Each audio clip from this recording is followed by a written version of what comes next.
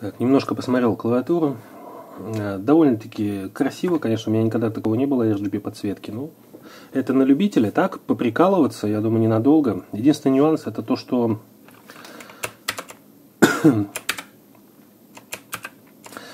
подсвечиваются у вас символы только английские. То есть русские, они просто гравировка сделана. То есть даже если закажете, я так понимаю, насколько я понял, что заказывать можно, естественно, с черными или синими без русской и делать, по-моему, за $10, если я не ошибаюсь, где-то делают, везде, по-моему, делают эти гравировки, но они тоже не будут подсвечиваться. То есть будет просто вот так.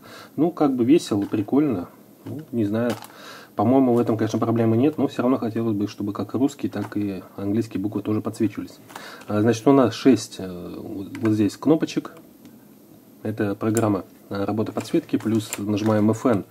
Вверх-вниз стрелка это больше-меньше. Ну, влево-вправо это мы меняем. Там, по-моему, скорость, что-то такое, в общем. Ну вот, есть или цвета, или что-то меняем там. Есть затухание, то есть вот оно будет потом, что у нас, вот, то есть от вашей этого волна будет идти, ну, в общем, вот так вот. Ну, а так, ход очень неплохой, прям чувствуется, прикольно все это. Это цельный кусок, получается, алюминия, ну, как не цельный, а верхний алюминия.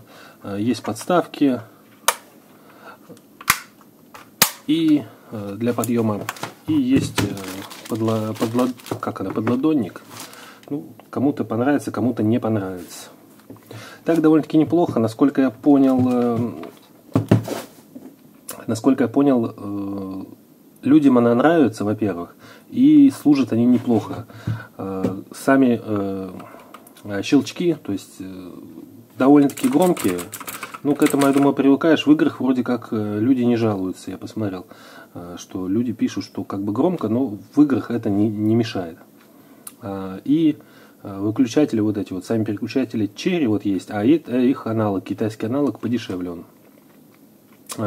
И что у большинства все это работает не первый год. То есть клавиатура давно выпускается довольно-таки неплохо. Это вот сейчас, я так понял, это топовая клавиатура у MotoSpeed 108 вот это.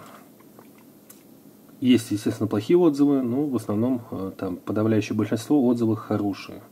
То есть можно брать, если вам нравится такая